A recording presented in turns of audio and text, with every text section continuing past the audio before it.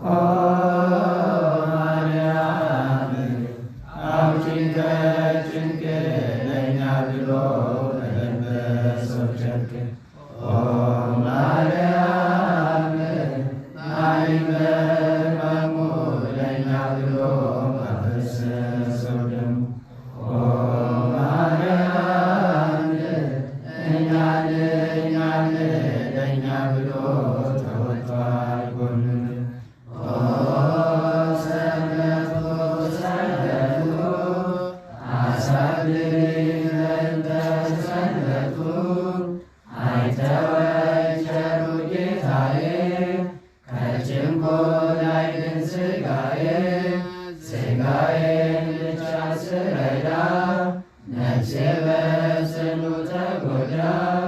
በቤትህ ያሉ ጻድቃን ይለምናሉ ናታን ኪዳን ሲያደርሱ ላዋሲት እሱ ሦስትነት ባበረው እግዚአብሔር ስሙን አምኜ ልጀምር የድንግል ማርያም ስቅለቷን እንባ በማፍሰስ በሐዘን እንደ እርሷ ትኩስ የሆነ ሰው የመከራ ድል የደረሰው ማሳዘኑ የተነጠለ ከወገኑ ማሳዘኑ የተነጠለ ከወገኑ ሰግድ ለኪ የገነት ፍሬ ጡቶችሽ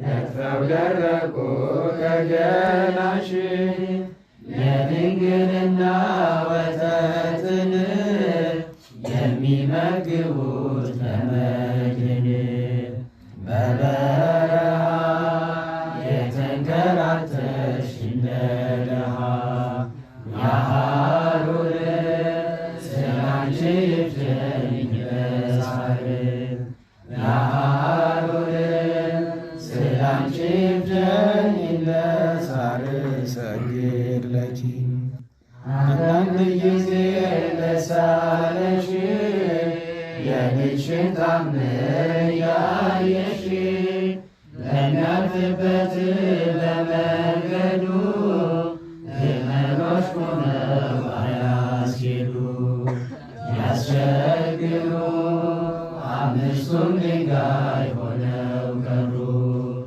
ያስቸግሩ አምስቱም ድንጋይ ሆነው ቀሩ ሰግድ ለኪ ችግርሽን አይቶ ጭንቀትሽን ሕፃኑ ልጅሽ እናቱን ከቆምሽበት መልካም ምንጭ አፈለቀልሽ እንድትጠጪ ያቺ ውሃ ጸበል ሆናለች ለያዥ ከዚያው ያሉ እሬት መራራ ሆነች አሉ ከዚያው ያሉ እሬት መራራ ሆነች አሉ ሰግድ ለኪ በደስታ አብስሪ ናዝሬት ሆይ ንጉሥሽ መጣ ያፀሐይ ከነዙፋኑ ምቹ አልጋው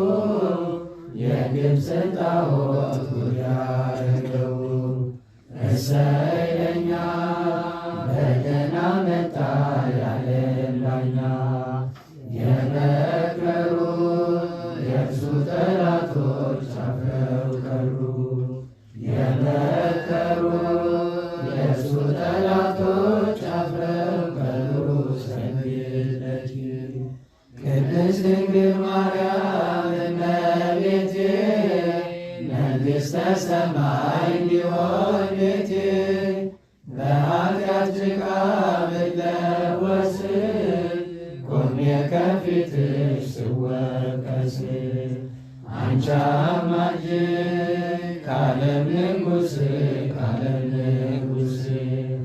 አንቺ አማላጅ ከሰማይ ከምድር ንጉሥ ድንግል ማርያም ሆይ እባክሽ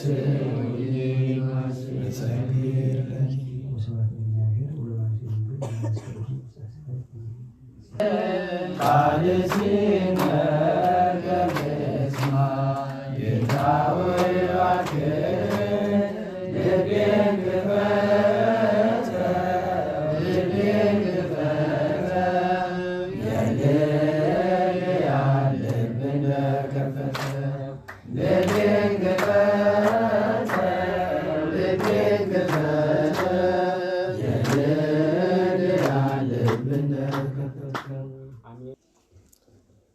በስመ አብ ወወልድ ወመንፈስ ቅዱስ አሐዱ አምላክ። በስመ አብ ወወልድ ወመንፈስ ቅዱስ አሐዱ አምላክ። በስመ አብ ወወልድ ወመንፈስ ቅዱስ አሐዱ አምላክ አሜን። ይትባረክ እግዚአብሔር አምላክ እስራኤል አምላክ አበዊነ ቅዱሳን ዘተሳሃለነ ወገብረ መድኃኒት ለሕዝበ እግዚአሁ።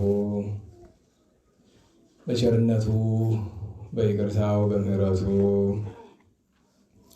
ለወገኖቹ ለምእመናን ሕይወትን መድኃኒትን ያደረገ የአባቶቻችን አምላክ የእስራኤል ፈጣሪ ቸሩ እግዚአብሔር ከዚህ ሰዓት ከዚህ ዕለት ያደረሰን ቅዱስ ስሙ የተመሰገነ ይሁን። እመቤታችን ወላዲተ አምላክ ንጽሕት ቅድስት ድንግል ማርያም፣ ቅዱስ መስቀል፣ ቅድስት ቤተ ክርስቲያን፣ ወዳጆቹ ቅዱሳን ሁሉ ስማቸው የተመሰገነ ይሁን የተመሰገነ ይሁን። እንኳን አደረሳችሁ። ቸሩ እግዚአብሔር ከእመቤታችን ከድንግል ማርያም ከንጹሐን ሁሉ በረከት ያሳድርብን። ትንቢተ ኢሳይያስ ምዕራፍ 65 ምዕራፍ 66 ያሉ ኃይለ ቃላት እናነባለን።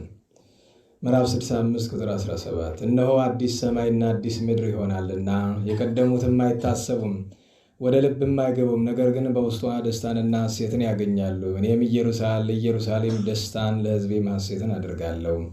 እኔም በኢየሩሳሌም ሐሴትን አድርጋለሁ፣ በሕዝቤም ደስ ይለኛል። ከዚያም ወዲያ የልቅሶ ድምፅና የዋይታ ድምፅ በውስጧ አይሰማም። ምዕራፍ 66 ቁጥር 1 እግዚአብሔር እንዲህ ይላል፣ ሰማይ ዙፋኔ ነው፣ ምድርም የእግሬ መረገጫ ናት። የምትሰሩልኝ ቤት ምን አይነት ነው? የማርፍበት ስፍራ ምንድር ነው? ይህ ሁሉ የእጄ ሥራ ነው፣ ይህም ሁሉ የኔ ነው ይላል እግዚአብሔር።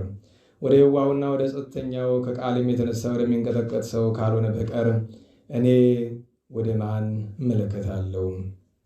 ቁጥር 12 ቁጥር 10 ኢየሩሳሌም ሆይ ደስ ይበልሽ፣ እርሷንም የምትወዷት ሁሉ በአንድነት ሐሴት አድርጉ። ስለ እርሷም ያለቀሳችሁ ሁሉ ከእርሷም ጋር ደስ ይበላችሁ። ትጠቡ ዘንድ ከማጽናናቷ ጡትም ትጠግቡ ዘንድ እጅግ ጠጥታችሁ በክብሯ ሙላት ደስ ይላችሁ ዘንድ። ስለ ቅዱስ ቃሉ ቸሩ እግዚአብሔር የተመሰገነ ይሁን። በድጋሚ በቸርነቱ እንኳን አደረሰን። በቸርነቱ መጠን እግዚአብሔር በሰላም አስጀምሮ በሰላም አስፈጽሞናልና እመቤታችን ድንግል ማርያም በአማላጅነቷ ቅዱሳን በረድኤታቸው አስፈጽመውናልና ለእኛም ደስታ ነው። የመጨረሻ ኃይለ ቃል ኢየሩሳሌም ሆይ ደስ ይበልሽ፣ እርሷን የምትወዷት ሁሉ በአንድነት ሐሴት አድርጉ ብሎ ልዑለ ቃል ኢሳይያስ በመጨረሻው የትንቢቱ ክፍል የተናገረውን ማጠቃለያ እናደርጋለን። ትምህርታችን ማንሻ ግን ሰማይኒ መንበሬ ወምድርኒ መከየደ እገሬ አየኑ ቤተ ተሐንጹ ሊተም። ሰማይ ዙፋኔ፣ ምድር የእግሬ መረገጫ ነው፣ እንዴት ያለ ቤት ሰሩልኛላችሁ ብሎ የተናገረው ኃይለ ቃል ይላል። ከዚያም በሚቀድም አዲስ ሰማይ አዲስ ምድርን እፈጥራለሁ ብሎ ጌታ ተናግሯልና ሦስቱን ኃይለ ቃላት እንማርባቸዋለን። ዋናው ትኩረታችን ሰማይ ዙፋኔ ነው ያለው ይሆናል። ትንቢተ ኢሳይያስ ነው ኃይለ ቃሉ። ርዕሳችን ወላዲተ አምላክ በትንቢተ ኢሳይያስ ክፍል 21 እና ማጠቃለያ ነው። እንግዲህ በዕለቱ ብዙ ቅዱሳን አሉ። የእመቤታችን ከ33ቱ በዓሎቿ ሁሉ ዛሬ ያለንበት ነሐሴ 21 ቀን የመጨረሻው በዓል ነው። ስለዚህ ዛሬ ከመደበኛው ለወጥ ያለ ነገር ይኖረናል። አንደኛው መደበኛው ትምህርት ነው፣ እሱ አይለወጥም። አስቀድመን መዝሙረ ነበረ፣ ከዚያ በፊት ጸሎት ነበረ። ከተማርን በኋላ ምርቃት ይኖረናል። ከተመራረቅን በኋላ ደግሞ ማዕድ ይኖራል። ለአንዳንዶቻችሁ እንደሚመስላችሁ ለምግብ ነው የመጣ ላለመባል ይሁን በምን ምክንያት አንዳንድ ሰው በረከት ሳይቀምስ የሚሄድ ሰው አለ። እሱ ደግሞ እብደት ነው። አንድ ሰው ለምግብ ብሎ ሲመጣም ጥሩ አይደለም። ግን በቤተ እግዚአብሔር የተዘጋጀ የሁሉ ጸዋትወ ጸሎት የተዘጋጀበትን ሰዓት አይመችም እንጂ ደግሞ እዚህ የምታዩት ጸበል አለ አይደለም? ሙሉን ጊዜ የኖረ የከረመም ጭምር ነው። የ21 ቀኑ ብቻ አይደለም። እሱን ግን ያው ዛሬ ለመውሰድ ላይመች ስለሚችል በሚቀጥሉት ቀናት ይሆናል ማለት ነው። እና ስለዚህ እነዚህ ይኖሩናል እና በረከቱን ለመቅመስ ሞክሩ ከተቻላችሁ። ምክንያቱም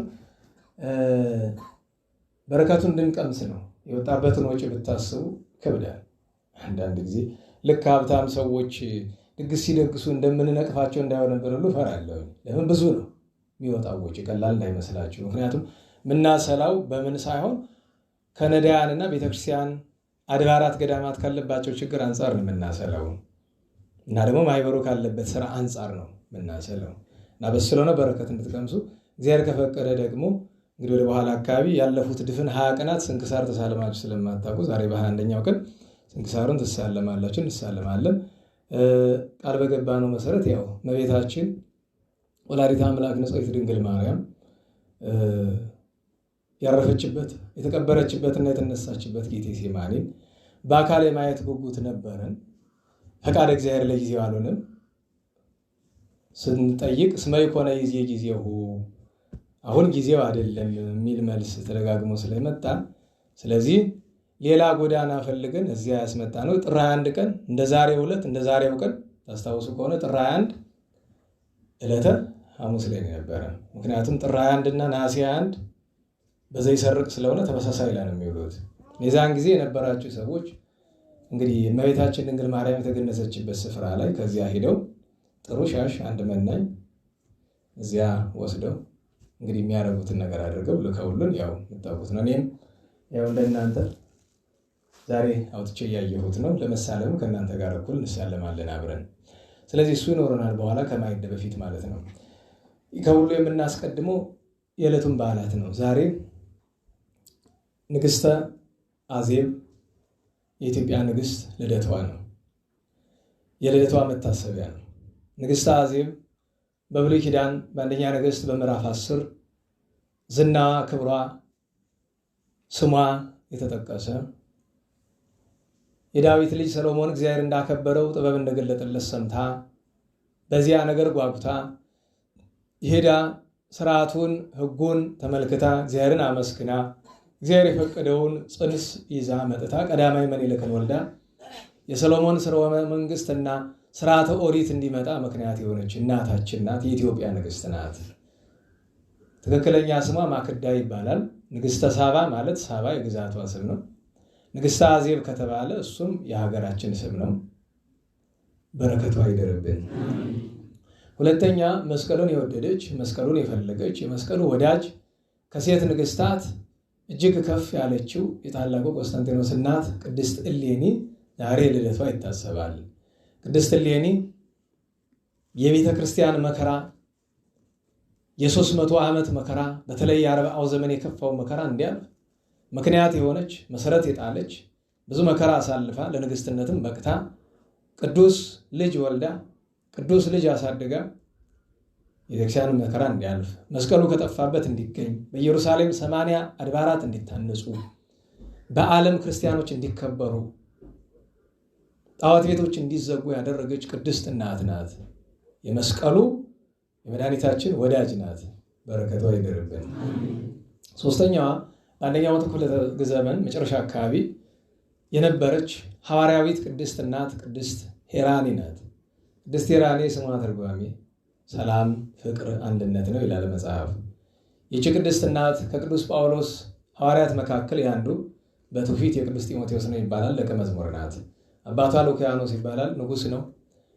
ቤተ መንግሥት ሰርቶላት ብዙ አጥር አጥሮላት 13 አገልጋይ መድቦላት ከግሪክ የተገኘ ፈላስፋ አስቀምጦላት ግቢው እንደተዘጋ በውጭ ሆኖ ጥበብ ፍልስፍና ያስተምራት ነበረ። በወቅቱ በሮም ግዛት በመልክ በደም ግባት ማንም ማይወዳደራት ታዳጊ ነበረች። እግዚአብሔር ለጽድቁ ለቅድስናው ሲጠራት ራእይ ገለጠላት። ለማዕድ ተቀምጣ ሳለ በእንቅልፏ አይደለ በገሃድ ርግብ ቆጽለ ዘይት የወይራ ዝንጣፊ ይዛ በማዕዷ ላይ ስታስቀምጥ ንስር አክሊል ይዞ መጥቶ በማዕዷ ላይ ሲያስቀምጥ ቁራ እባብ አምጥቶ በማዕዷ ላይ ሲያስቀምጥ ታያለች። ለዚያ ለመምህሯ ተርጉምልኝ ትለዋለች።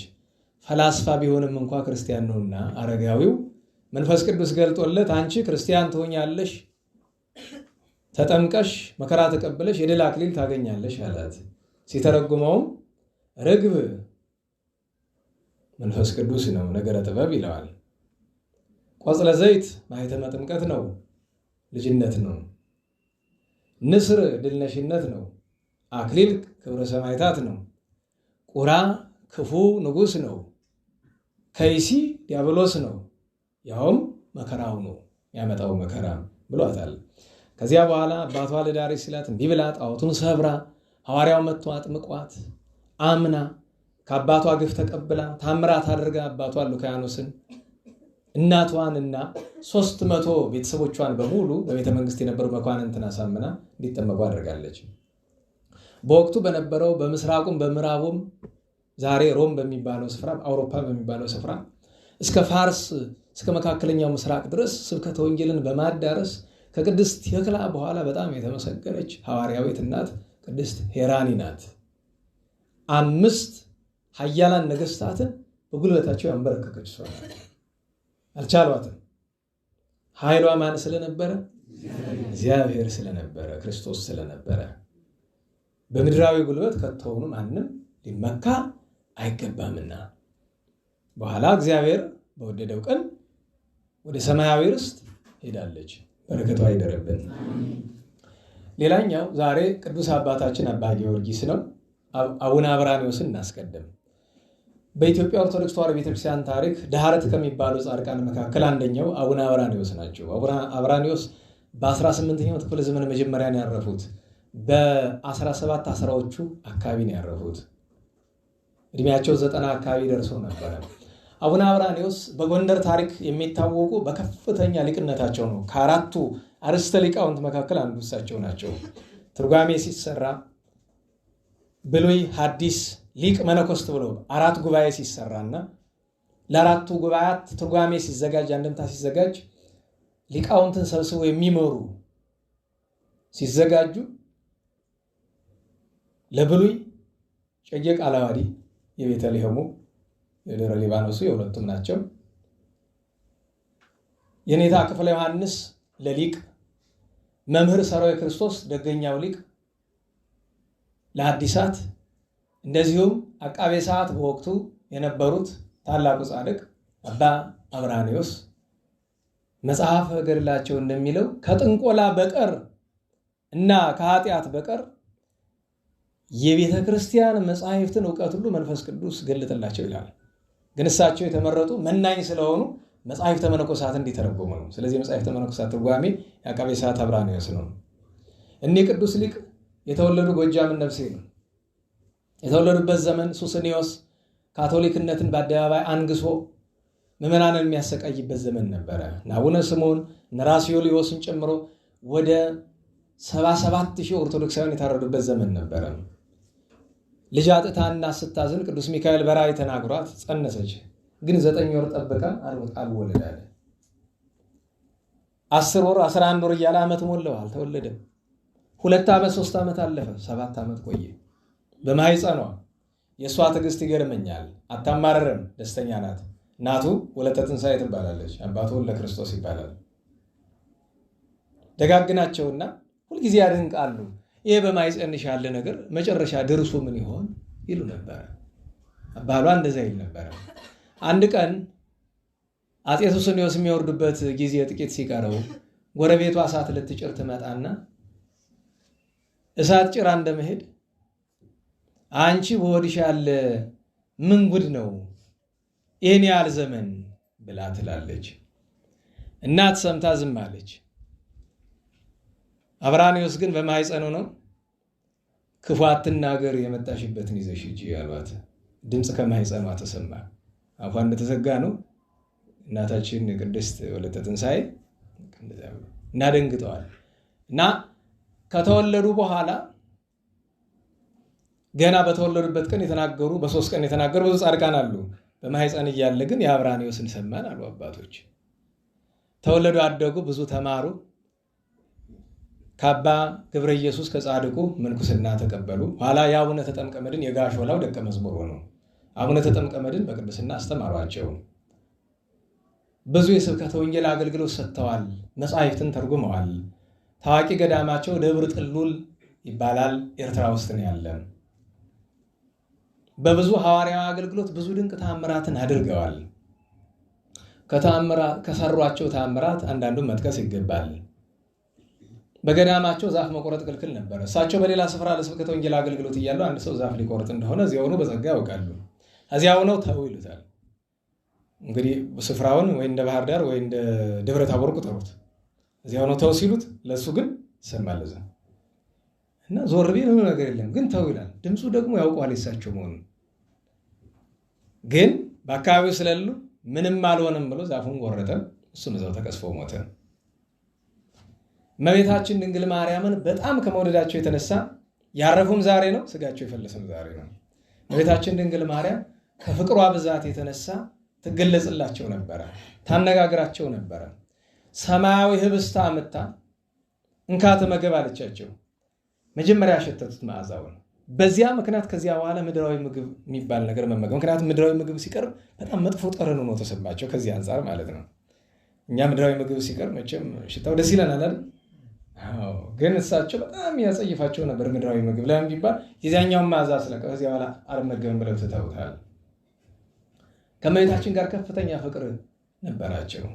ሊያርፉ ሲሉም የምስራች የነገረቻቸው እሷ ናት። ቤቴን ስራ ብላ ቤቷን አንጸው ደብረ ጥሉል ደብረ ማርያም ነው የእመቤታችን ነው።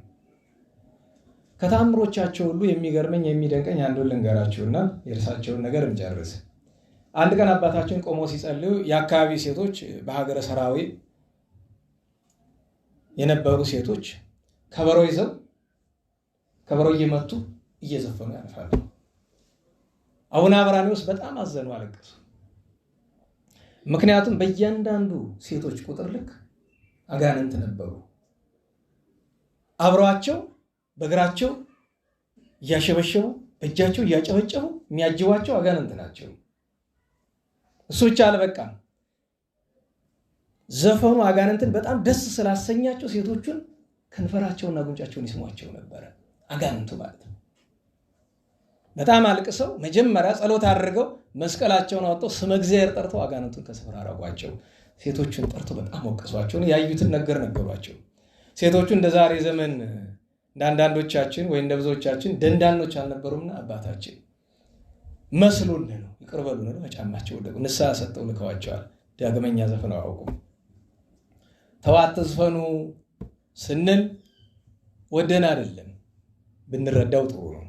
እኔ ቅዱስ ሰው 1713 አጼ ዳዊት የሚባለው በምንፍቅና በጣም ገብቶ የነበረው ንጉስ ሞቶ አጼ በካፋ በነገሱ በጥቂት ወራት አርፈው በገዳማቸው ተቀብረዋል። ጎንደር ከተማችን ከባረኩልን በረከታቸውን ካሳደሩብን ቅዱሳን አንዱ ናቸው። በረከታቸው ይደረብን። መጨረሻ ወደ እመቤታችን የሚመራን ደግሞ አባ ጊዮርጊስ ዘጋስጫ ነው። ዛሬ አባ ጊዮርጊስ ጽዋ ልቦና የጠጣበት ሆተ ብርሃንን የደረሰበት መታሰቢያ ነው። ምክንያቱም የእመቤታችን የቅድስት ድንግል ማርያም ሐዋርያት የጾሙት ስንት ሱባኤ ነው ንገሩኝ? 3 ሱባኤ መጾምን ያስተማረ አባ ጊዮርጊስ ነው ብለዋል አባቶቻችን። በገድሉም ይገኛል። የዚህ ምክንያት ደግሞ በእሱ ፍላጎት ብቻ አይደለም። አባ ጊዮርጊስ ተወልዶ ባደገበት በሀገረ ሰግላ ወይም በጋስጫ ወላጆቹ የተቀደሱ ነበሩ። እነ ሕዝበ ጽዮን በስርዓት አሳድገው ለገዳም ሰጥተው ትምህርት አልገባው ብሎ በጣም ያዘን ይጸጸት ነበረ። አበምኔቱ አቃቤ ሰዓት ሰረቀ ብርሃን አይ ልጅ ትምህርት አይገባውም ዓለማዊ ነገር አስተምሮ ብሎ ሰጠ። የለም ለእግዚአብሔርን የተሳልኩት የእግዚአብሔር ነው፣ እዛው ብትፈልጉ አፈቀዳችሁትን አድርጉት። ይፍጭ ውሃ ይቅዳ እንጨት ይስበር ሁሉ ሊቆነው እኮ አይሆንም ብሎ አላቸው። በጣም ይንቁስ ስለነበረ ከሰው ስለማይቆጥሩት ደንቆሮ እያሉ ይሰድቡት ስለነበረ በዚህ ምክንያት እያዘነ እመቤታችን ዘወትር ምስጢር ግለጭልኝ የያሬድም እመቤት የእዝራም እመቤት እያለ ይለምን ነበረ። ሲለምን ኖሮ አንድ ጊዜ ፍልሰታ ስትደርስ እፍኝ ጥሬ እየቆረጠመ ማድጋ ባቄላ እየፈጨ ወዙ እየተንጠፈጠፈ እየሰገደ ከስዕሏ ፊት 2 ሱባኤ እያለቀሰ ለመናት። አባቶቻችን እንባውና ወዙ ላበቱ በታች ወርዶ ወደ ስዕሏ ይሄድ ነበር ይላሉ። በሁለተኛው ሱባኤ ሲጠናቀቅ እመቤታችን ተገልጻለት ወዳጅ ሱባኤ ደስ አሰኘኝ፣ ፈቃድን እፈጽምልሃለሁ፣ ግን አንድ ጨምርባት፣ አንድ ሳምንት እስቲ አክልባት፣ ደስ ብላኛለች ብላለችው። እንግዲህ አንዳንድ ሰዎች እመቤታችን ሶስተኛው ሱባኤ በዓል ነው እንጂ ጾም አይደለም ይላሉ። በዓልነቱ በዓል ነው፣ ግን መጾም ለፈለገ የሚከለክል ሕግ በቤተክርስቲያን ከቶም የለም። እኛ ከሚበሉት ነን፣ ያው አቅሙ ስለሌለ እንበላለን አይደል? ጾሙ ትኖራላችሁ እንግዲህ እንደ ስጦታችሁ። ግን እችን ስታደርጉ በድብቅ ይሁን፣ አታውሩ፣ ሰው አይወቅባችሁ። ለምን ቢባል የፈቃድ ናት፣ በስውር ነው። ስለዚህ የበላንም ደግ አደረግን፣ የጾሙ ግን የበለጠ አደረጉ፣ የተሻለውን አደረጉ። እሱን ማወቅ ይገባል። ቅዱስ ጳውሎስ ምን አለ? ያገባ መልካም አደረገ፣ ያላገባ የተሻለ አደረገ ብሏል።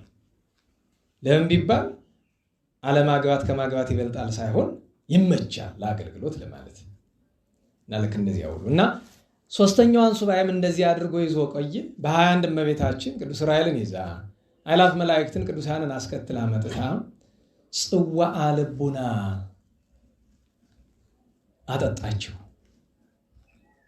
ሰትየ ወጎሳ፣ ከዚያ ጽዋዐ ልቡና ጠጣ፣ ልቡናው አገሳ። ምን ምስጢር፣ ሃይማኖት፣ ሀተታ፣ ትርጓሜ፣ የሰማይ ምድር ምስጢር። ወነገረቱ 5 ቃላት ይላል። 5 ቃላትን ነገረችው። እሊስ ምንድናቸው ቢሉ በ5 ሕዋሳት የማይደረስባቸው፣ በ5 ሕዋሳተ ሥጋ የማይደረስባቸው፣ በ5 ሕዋሳተ ነፍስ የሚደረስባቸው፣ በአይነ ሥጋ የማይታይ በአይነ ልቡና የሚታይ፣ በአንፈ ሥጋ የማይሸተት በአንፈ ልቡና የሚገኝ መዓዛ ያለው ምስጢር፣ በእዝነ ልቦና የማይሰማ ማነው? በእዝነ ሥጋ የማይሰማ በእዝነ ልቦና የሚሰማ። እንዲያ እያሉ በሕዋሳት መቁጠር ነው። አንድም 5 ቃላት አለ፣ 5ቱን አዕማደ ምስጢር ገለጠችለት።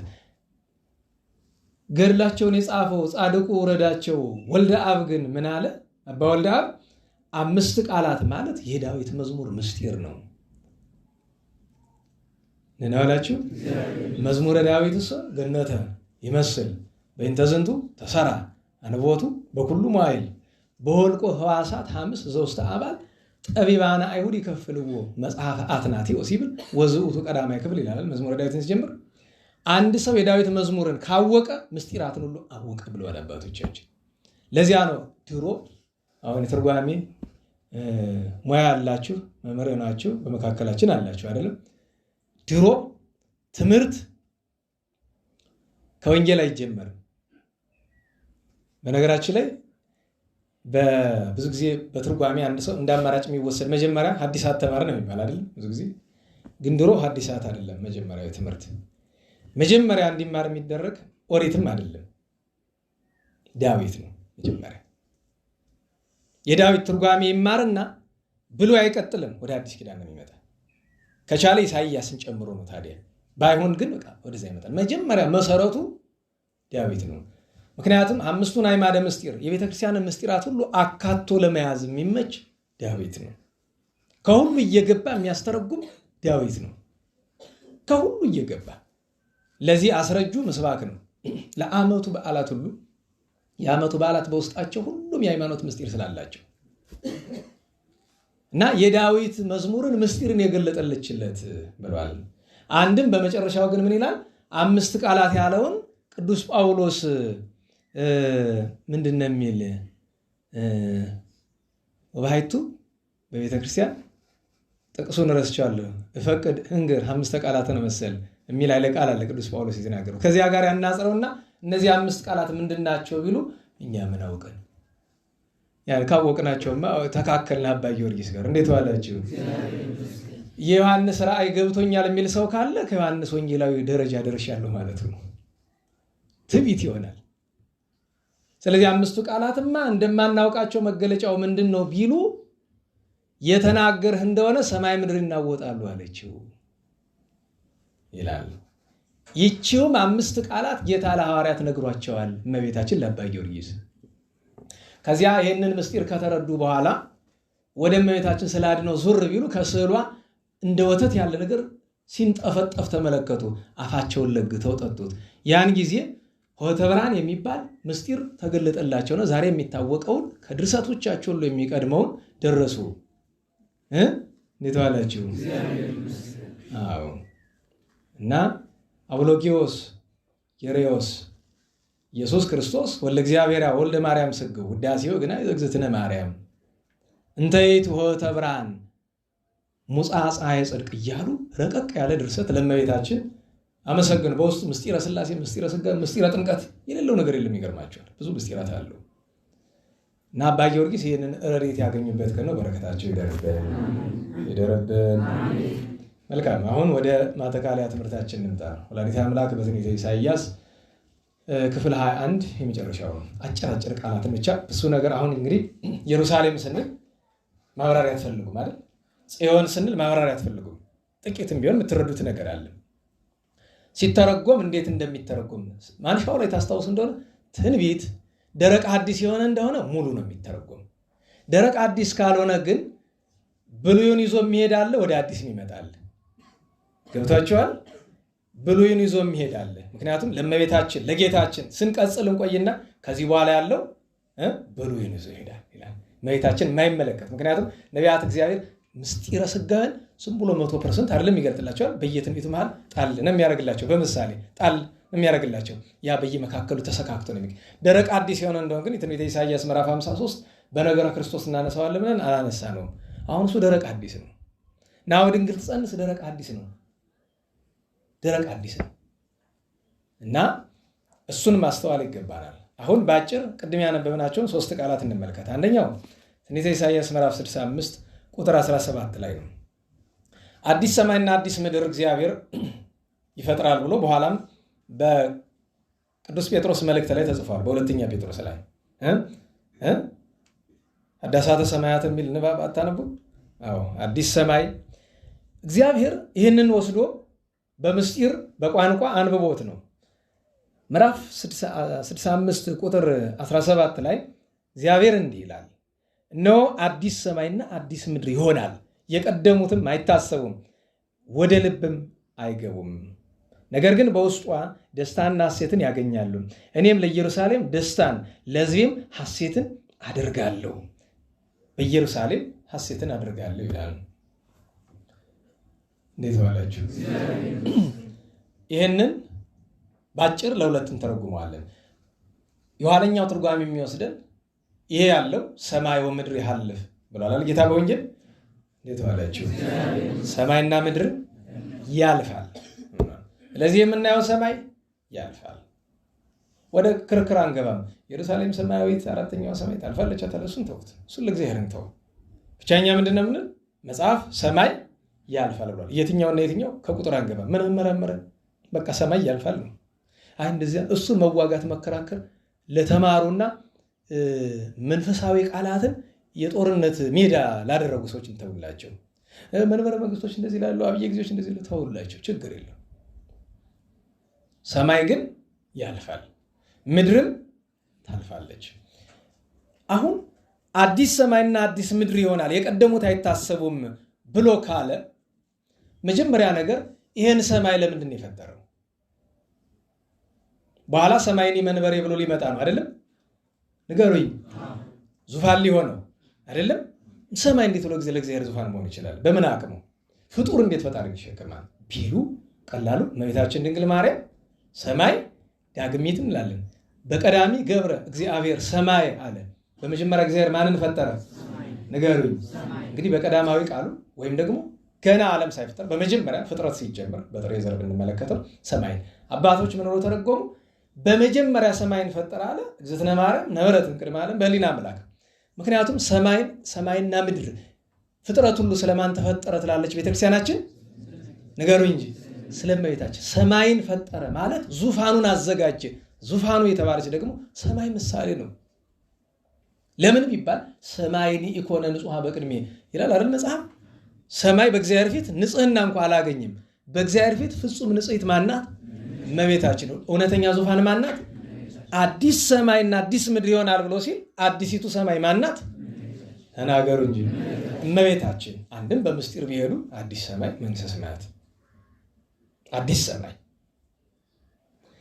ከዚህ አንቀጥልና አዲስ ምድርም ይሆናል አለ። ይሄ ምድር ያልፋል። ወደ ኋላውንም እንመልከት። በፍጥረት ሁለት ነገር እናያለን። በመጀመሪያ እግዚአብሔር ሰማይና ምንን ፈጠረ? ተናገሩ ምድርን ፈጠረ ብሏል። አሁን ምድርን ፈጠረ ብሎ ሲለን ይቺ ምድር ጥሩ ናት፣ ጸዋሪት ትሸከማለች አይደል? ሁሉም ትችላለች፣ ትሸከማለች። ነገር ግን ችግር አለ። ቆሻሻ ይደፋባታል። ይሄ ሁሉ ሰው በልተን ጠጥተን ቆሻሻችን የምንጥልባት እሷ ላይ አይደል? ሁሉ ነገር በጎ ነገርም አላት፣ ደግሞ ችግርም አላት። እሱ ብቻ አይደለም። ሰው ሲሞት ተቀብላ ተንከባክባ ነው የምታቆየው ወይስ ምሽክ ነው የምታደርገው? ምሽክ አድርጋ አፈር ነው የምታደርገው አይደለም? እንዳልነበረ ጥርሱ አጥንቱ ምናምን ብቻ ያስቸግራታል መሰል። ጥርቱ አጥንቱ ጠጉሩ ምናምን ትንሽ ያስቸግራል መሰል። ግን እሱንም በጊዜ ምሽክ ታደርገዋለች።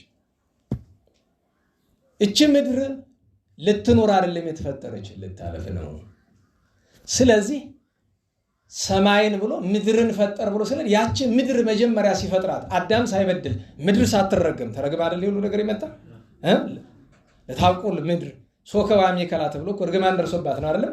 እርግማን ያልደረሰባት ምድር አለች። እዚያ ገራይተ ሰሉስ የምትባል በቤተክርስቲያናችን ገራይተ ሰሉስ በዕለተ ሰሉስ ለታውቁል ባለው አዝሪት አትክልት እጽዋትን ያስገኘች ዘር ምክንያት ሳይሆናት በጌታ ቃል ብቻ እና ያቺ ገራይት ሰማይን ሲል ለእመቤታችን እንዳስተረጎመ እመቤታችን ሰማይ ዳግሚት እንደምን እመቤታችን ደግሞ ምን እንላታለን? አዲሲቱ ምድር። አሁን እኮ እዚህም ነግሮናል። አዲስ ሰማይና አዲስ ምድር ይሆናል ማለትም እፈጥራለሁ፣ አዘጋጃለሁ። ስለዚህ አዲሲቱ ምድር እውነተኛይቱ ምድር የተባለች ማናት? እመቤታችን ድንግል ማርያም ናት። ከዚያ ቀጥሎ ምን አለ? በውስጧ ደስታና ሐሴት ያገኛሉ አለ። በእመቤታችን አማላጅነት ወደ ምስጢሩ ብቻ መተን ነው እንግዲህ ወደ ብዙ ሀተት አለው። ለቤተክርስቲያን፣ ለራሷ ለኢየሩሳሌም፣ ለመንግሥተ ሰማያት የሚተረጎመውን አቆይተን ለሰዓት ቁጠባ ሲባል በእመቤታችን አማላጅነት የተለጠለሉ ሁሉ ደስታን ሐሴትን ያገኛሉ። እኔም ለኢየሩሳሌም ደስታን ለሕዝቤም ሐሴትን አድርጋለሁ። ለኢየሩሳሌም ደስታን አለ። ወደ ምስጢር ወደ ለእመቤታችን ደስታን እሰጣለሁ ሲል መልአኩ ተልኮ መጥቶ መጀመሪያ ምንድን ነው ያላት? ተፈሥሒ ደስ ይበልሽ ነው ያላት አይደለም? ደስታ ለሕዝቡ ሐሴትን አድርጋለሁ። በእሷ በተገኘው በእመቤታችን ምክንያት በተገኘው ድህነት ለእኛ ደስ ስላለ እንዲህ ያለ ይቀጥላል። ብዙ ሀተታ ያመጣል። አሁን ወደ ምዕራፍ 66 ቁጥር 1 እንምጣ። የነገሩ ምክንያት የመጣበት ምንድን ነው ቢሉ ኢሳይያስ ገና እንደሚደረግ እየታየው ነቢዩ ቅዱስ ሐጌ እስራኤል ከፋርስ ባቢሎን ስደት ከተመለሱ በኋላ ምን ብለዋል? እግዚአብሔር ከመከራ ቢያድነን ወደ አባቶቻችን ርስ ኢየሩሳሌም ቢመልሰን ቤት እንስራ ዘር እንዝራ አንልም። መጀመሪያ የማንን ቤት እንሰራለን አሉ? የእግዚአብሔርን ቤት። መጡና ግን ዓመት 2 ዓመት የገዛ ቤታቸውን መስራት፣ ዘራቸውን መዝራት፣ መብላት ተው ሲላቸው ምን ይዘን ምን በልተን ከምን አድረን እያሉ ማለት ነው። ያን ጊዜ ዛሬ መቀለጃ የሆነውን ጥቅስ ያን ታላቅ ገናና የሆነ የእግዚአብሔር ቃል ነብዩ ተናገረ። ዛሬ መቀለጃ ሆኗል አይደለም? የእግዚአብሔር ቤት ፈርሶ እናንተ በተሸለሙ ቤታችሁ ትኖሩ ዘንድ የሚለው ዛሬ መጫወቻ ሆኗል አይደል? የእግዚአብሔርን ቤት ድብር ሲላቸው ስራ ሲያጡ ልክ አሕዛብ እንደሚያደርጉት ሰሞኑን እንደምታዩት የእኛ ቤተሰቦች ወጣቱ ትልቁ ሰው በእድሜ ነው ትልቅነቱ፣ የልብ አይደለም። የእድሜ ትልቅ በዝቶብናል በነገራችሁ ላይ ልብ የሌለው ማለት ነው። በልቡ የ5 ዓመት ሕፃን ይሆን እድሜው 67 የሆነ 50 የሆነ ብዙ ሰው አለ። የሚታየው ምንድን ነው? ድሃ ተራበ ግድ አይሰጠው፣ ምዕመናን እየካዱ ነው ግድ አይሰጠው፣ ሰው ንስሐ ገባ አልገባ ግድ አይሰጠው። እሱ አንድ ነገር ቤተክርስቲያን ሲመጣ የሚታየው ምንድን ነው? አፍርሰን እንስራ የሚል ነገር ነው። ማፍረስ ብቻ የሚታየው። ኪዳነ ምሕረት ሲመጣ የሰፈሩ አንዳንድ ሰው አለ መጥቶ ቢፈርስስ ይሄ የሚል ማለት ነው። ሌላ ምንም ስራ የለም። ደብረ ምጥማቅን ያፈረሱት እነሱ አይደለም። በነገራችሁ ላይ ሰው ስለማፍረስ የሚያስብ ስራ ሲፈታ ነው፣ ይታወቃል። ስራ ሲፈታ ነው። ሰሞኑን የሆነ ሰው እዚህ ጉባኤ የምትማር ልጅ ነበረች፣ ክርስትና ደገሰች አሉ እና በጣም ትልቅ ዳስ ተደርጎ ምናምና አንዳንድ ነገር ተነሳን። ኧረ እናንተ በገዛ ገንዘቧ ሰዓትስ ገዝታ ብትለበለበበት እኛ ምን አገባን? ደህና ዋላችሁ። አንድ የዚህ ጉባኤ ተማሪ ናት አለኝ። አንዱ እንዲያው ይሄን ትምህርት እያወቀች እንዴት ድሃ በሀገሩ እያለ ይህን ያህል ድንኳን ጥላ ነጭ ለባሽ ስታበላ ያዋለች በጤናዋ ላይ አይ ጀምረ የኛ ተማሪ አትመስለኝም ድሮ ነበረች ከተዎቹ 10 ምናምን ዓመት መሰለኝ አልፎ አልፎ ሲደብራት መጣ እዚህ ተቀመጣለች መሰለኝ ሲደብራት ያልኩኝ ሆን ብዬ ነው ይመስለኛል እንጂ ህሊና ያለው ሰው በዚህ ዘመን እንጃ ምክንያቱም እኔ ብዙ አይታየኝም ያ አይምሮአችን ምን ያህል እንደደነቆረ ማሳየው እሱ ነው የሚገርማችሁ ነገር እነዚህ ሰዎች ነገ ቀን ሊጥላቸው ምናልባት ተዘጋጅቶላቸው ይሆናል ይሄ አላፊ አግዳሚ ተርፏቸው ላላፊ አግዳሚ ላራበው የበተኑት ነገር ነገ ምናልባት ነገ ያጸጽታቸው ይሆናል ደረጋል እያልኩ አይደለም ደግሞ አንዳንድ ሰው ድንገት የሆነ እንደሆነ ብሎ ነበር እንዳትል በእኔ አይደለም ግን ጥሩ አይደለም ሰው በገዛ ገንዘቡ ብዙ ክፉ ነገር ያደርግበታል እኮ ግን አንዳንድ ጊዜ እገሌ ቤተክርስቲያን ተቀርባለች አሃ ብሎ አንዳንዱ ጅላጅል እኛ ምን እናድርግ ይላል አንዳንዱ ደግሞ አይ ቤተክርስቲያን መሄድ ታዲያ ምንድነው ፋይዳው በነገራችሁ ላይ አንድ ወንድማችን እዚህ ነበረ አሁን የለም እቤታቸው ሐዘን ደርሶ ማታ ላይ ሐዘኑ ላይ ተቀምጠን በጣም እንዲሁ እንደዚህ ምን ሆንክ አልኩት በመሞቷ ነው ራሱ ሲበቃታል ተሰቃይታለች ብዙ እና ምንድን ያሳዝን አልኩት በእድሜ ዘመን ሁሉ ለሰው ምሳሌ የምንሆንባትን ብቸኛውን ቀን አበላሽናት ብሎ አለኝ እቤታቸው ሐዘን ደርሶ እቤት ያለው ሐዘንተኛ ወደ ተወሰኑት ራሳቸውን ስተወደቁ ከለቅሶ ብዛት ማለት ነው ክርስቲያናዊ ሐዘን ማሳየት የምንችልባትን እድል አመለጠችን ሰው ከኛ ምክንያቱም ለሰው ምሳሌ የምንሆንበት ምንም ሌላ ተግባር አልነበረንም እቺ ትሆናለች ብዬ ነበር ብሏል አይመታደል አልኩ በልቤ ለራሴ ጥሩ ወንድማችን ነው ስለማን እንደማወራ አንዳንዶቻችሁ ይገባችሁ ይሆናል ክርስትና ስሙ ገብረ ማርያም ይባላል እንግዲህ ጨርሶ አይናገሩት ነገር አይደል እንደዚያ ነው ክርስትና ትንሽም ብትሆን ስትገባ እንደዚያ በሐዘን ውስጥ ነህ በዛው ትኩስ አስከሬን በተቀበረበት ቀን እንኳን ያ ክርስትናው ትዝ ይላል እና አንዳንድ ጊዜ አለመታደል ሊሆን ይችላል ወደ ትምህርታችን እንምጣ ዛሬ ይህንን ማንሳት የሚገባ ነገር አልነበረም ለሁሉም እነሱ ቤት እንስራ ዘር እንዝራ ብለው እንደዚህ አስቸገሩ ዛሬ ቤተክርስቲያን የሚያፈርሱ ሰዎች የሚጠቀሙበትን ጥቅስ እሱ ተናገረ እንደዚህ አድርገው እና ገንዘብ ለማባከን ታውቃላችሁ አይደለም የተሐድሶቹ ስብሰባ ሲያደርጉ ጎንደር አክሱምና ላሊበላን ካልመታን ሶስቱ ካልተመቱ ኦርቶዶክሳዊነት መጥፋት አይችልም የሚል ትልቅ ርዕስ አላቸው ስብሰባቸው ላይ ከዛ ግምገማ ሲያደርጉ በጣም ተሳክቶልናል ያሉት ኦርቶዶክሳውያን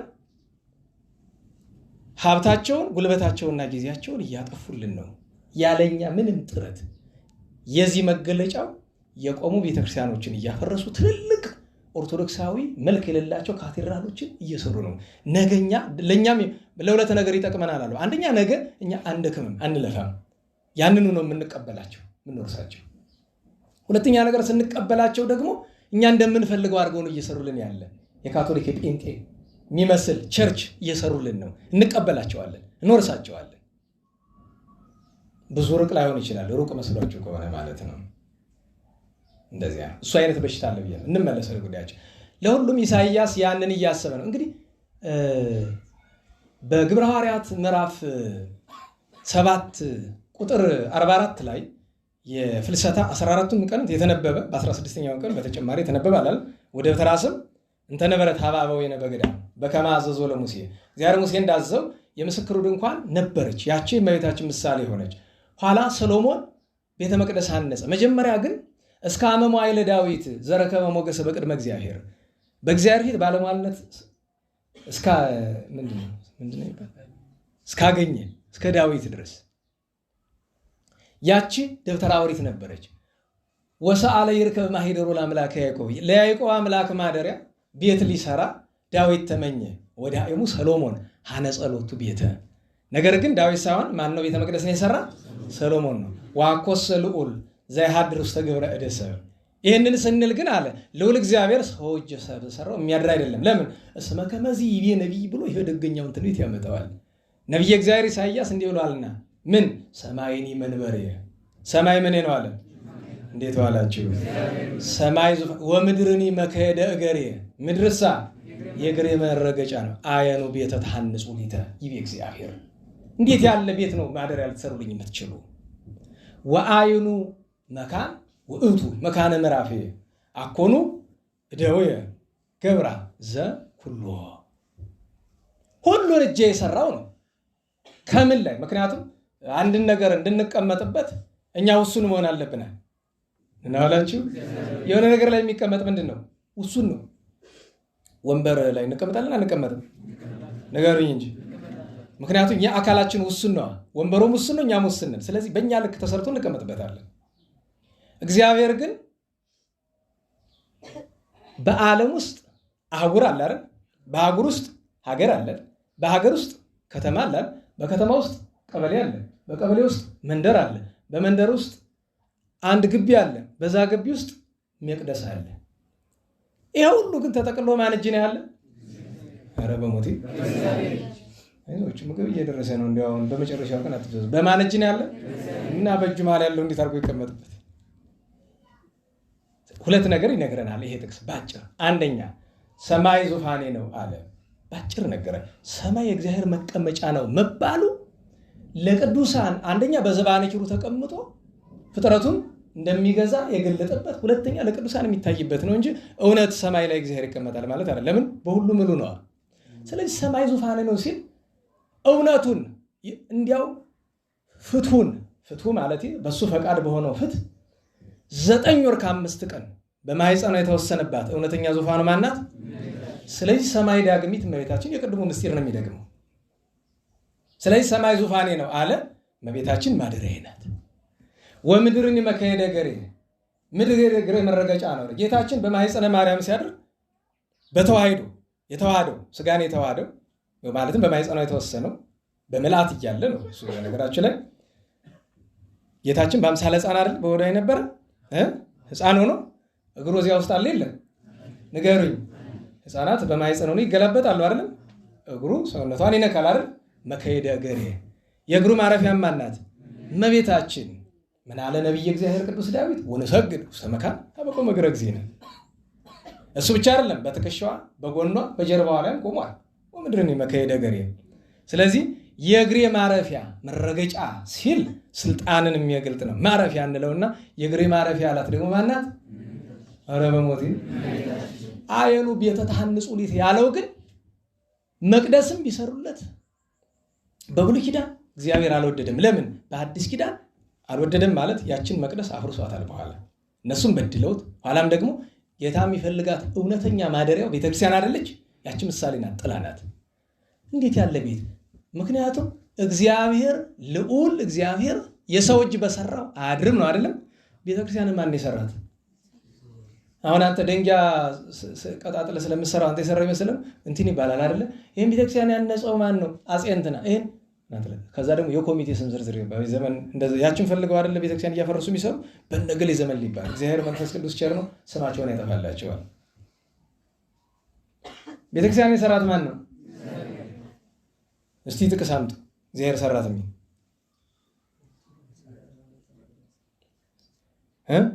አነጸ መቅደሱ በአርያም የልቦታል ወውቱ ሉል ሳረራ። እሱም ሰማያዊውን ያስተረጉማል ግን ያስኬዳል። በአዲስ ኪዳን አምጡ እንጂ የማቴዎስ ወንጌል ምዕራፍ 16 ቁጥር 16 ቅዱስ ጴጥሮስ ጌታችን አንተ ያው እግዚአብሔር ልጅ ነህ ሲለው ምንድን ነው ያለው? ብፁዓን ተስሙን ሁሉ ይሆነ። ከዚያ ቀጥሎስ አንተ ኮክ አለ። አንተ ምንድን ነህ? አለትን መሰረት ነው። ወዲህ በዛቲ ኮክ። ታዲያ ቤተክርስቲያንን ምን እላለሁ? ሰራለሁ፣ አንጻለሁ። ራሱ እኮ ነው፣ በክርስቶስ እጅ እኮ ነው፣ አካሉ ናት። ቀጥሎ ምን አለ? ዋና ቀጾ ሲኦልን ይሄይልዋ፣ የገሃነም ደጆች አይችሏትም አይበረታቱባትም ብሎ አለ።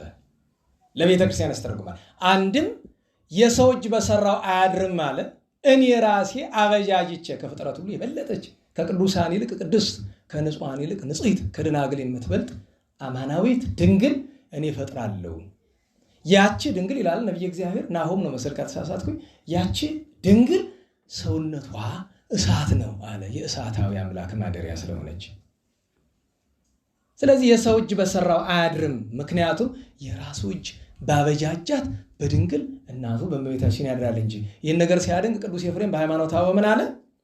ድንግል ወለደቶ ለገባሪያ አላል። ድንግል ማንን ወለደች?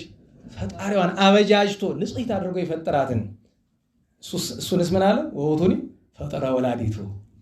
እሱም እናቱን ምን አለ? ፈጠረ፣ ማደሪያውን ፈጠረ። እንዲህ ብለው ሊተረጉሙ ይገባል። ወደ ታች ብዙ ሀተታ ያመጣል። ሰዓት ለመቆጠብ የመጨረሻውን ኃይለ ቃል እንጥቀስ። ቁጥር 10 ላይ ኢየሩሳሌም ሆይ ደስ ይበልሽ ይላል። ድንግል ማርያም ሆይ እግዝእትነ ማርያም ደስ ይበልሽ፣ ደስታ ይገባሻል ብሎ የተናገረ ቅዱስ ገብርኤል ስለሆነ እርሷንም የምትወዷት ሁሉ በአንድነት ሐሴትን አድርጉ፣ ስለ እርሷም ያለቀሳችሁ ሁሉ ከእርሷ ጋር ደስ ይበላችሁ አለ። ስለ እመቤታችን ወደ ምስጢሩ ደን ስለ ኢየሩሳሌም፣ ስለ ቤተክርስቲያን፣ ስለዚያ ሁሉ አሳልፈን ስለ ምዕመናን አሳልፈን እመቤታችን ላይ ደርሰን ነው። ስለ እመቤታችን አላለቀስንም? 64 ዘመን ደስ ሲላት ነው ስታዝን ያየናት? ንገሩኝ እንጂ ቤተ መቅደስ ስትገባ አልቅሳለች። ከእናት አባቷ ስትለይ ከቤተ መቅደስ ሲያስወጧት አዝናለች። ስደት ወጥታለች። እስራኤላውያን ሲያሰቃዩት ኑረዋል። ለኃጥአን አልቅሳለች።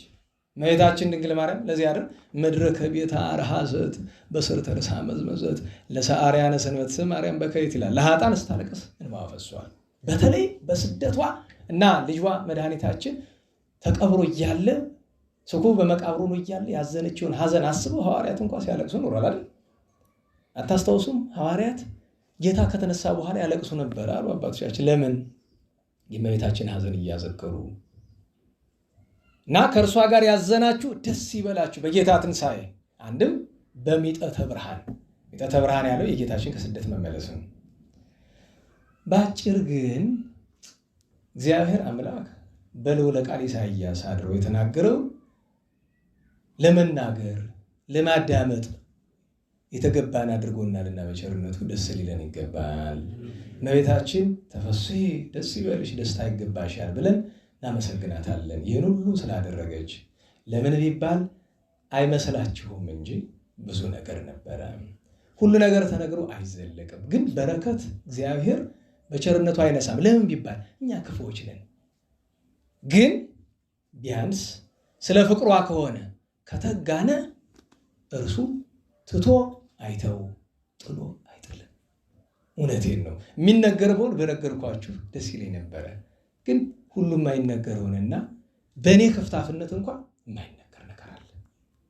በእኔ አንደበት አለመቻል እንኳን የማይነገር ነገር ብዙ ነው። ግን በአይምሯችሁ እግዚአብሔር ባመለከታችሁ ልክ ማሰብ ነው። ዞሮ ዞሮ ግን ጥቅልል ካለ በእነዚህ ሁሉ ቀናት ትልቁ እንግዲህ ከደፈርኩ ልነግራችሁ የምንችል ብቻችን አልነበርንም። ከቶኑ አንድ ቀን ለአንዲት ደቂቃ ብቻችን አልነበርንም። እንዴት እግዚአብሔር ያውቃል። ለዚህ እመቤታችንን በታላቅ ደስታ እናመሰግናታለን። ክብር ምስጋና ለእርሷ ይሁን፣ ለቅዱሳን ሁሉ ይሁን። እንድታውቁት አድርሽኝ እንኳን ክሱታን ስውራንም ይጠጣሉ። ቃለ እግዚአብሔር እነሱም ይወዳሉ። ብዙ ነገር ነው እና በእውነቱ ይህንን ስላደረገችልን ለእኛ ደስታችን ነው። ወላዲተ አምላክ በትንቢተ ኢሳይያስ በእግዚአብሔር ፈቃድ እነሆ ደረሰ፣ ተፈጸመ። ለእግዚአብሔር ለአምላካችን ክብር ምስጋና ይሁን። ታምሯን አንድ ታምር ባጭር እንናገርና እንጨርስ። ሰዓት ተመስገን ነው። there is plenty ይላል ፈረንጅ አለ። ደህና ነው። እንዲያውም እዚህ በኋላ ሌላ አዲስ ርዕስ አስጨረሱ መስበክ እችላለሁ አይደለም? ምክንያቱም ሰዓት ገደቤ 11 ተኩል ነው። ከ11 ተኩል እስከ 12 ሰዓት ምግባችሁን ትበላላችሁ። 12 ሰዓት ላይ ትፈልጉ ትሄዳላችሁ፣ ትፈልጉ እዚህ መዘመር ትችላላችሁ። ምክንያቱም እስካሁን ድረስ ትምህርት ስንጨርስ የቆየን እስከ 12 ተኩል አይደል? ስንቆይቀን አድርገን 12 ላይ እንደ እግዚአብሔር ፈቃድ እንጨርሳለን። ግን እንድታውቁት ምን ጊዜም ቢሆን አመጋገብ ላይ የሩቆቹን ቅድሚያ ስጡ። እዚህ አካባቢ ያለን በኋላ በመጨረሻ ይሆናል። ቢያልቅስ አትበሉ፣ አያልቅም። ካለቀም ይለቅ፣ ግድ የለም። አትሰቀቁ፣ ግድ የለም። አምና አልቀመስንም አንዳንዱ ችግር የለም። እኛ ካስፈልግ አዲስ እንሰራለን፣ ወይ ደግሞ እነዚያ ቶሎ በልተው ሄዱት ያልበሉትን ሌላ አዲስ ነገርም እናመጣላችሁ ይሆናል። ማን ያውቃል? ይህም ብለህ ደግሞ ዘግ ይመስለዋል። እና እንደሱ ነው። በኋላ ግርግር እንዳይሆን ያንን ልጅ ጥራው። ማን ነው የሚባል አስተባባሪ አለማየሁን ጥራው። ማሳለም የእሱ ስራ ነው፣ እንደ ሽልማት ነው። እሱ ነው ዋና አገልጋይ አይደል? ለዚህ ቤት ና በለው፣ አገባ ማሳለም በለው። ምክንያቱስ እንዴት ዋላችሁ? እመቤታችን ድንግል ማርያም ትንሹን አለማየሁ ነው፣ ትልቁን አይደለም። ስራ ፈት አንተ ወደ ደርሳ አሁን እቺን 21 ቀን ስለነበርክ እሷን ለዓመት ዓመት እዚህ ሁሉን አገልግሎት የሚያገለግል ወትሮ የሚያሳልም እሱ አይደለም? አዎ በጥንት ግብሩ እኮ ነው። አታውቁም? ለምሳሌ ስንክሳር ካነበብኩ በኋላ ሁሉ ጊዜ ላሳለም ስጠኝ ሲሉ ያልሰጥም አይደለም፣ በከንቱ እንዳይመስላችሁ። እና የሆነ ወቅት ላይ የሆነ ነገር ተፈጥሮ ደግ ሰው ደግ አባት ናቸው።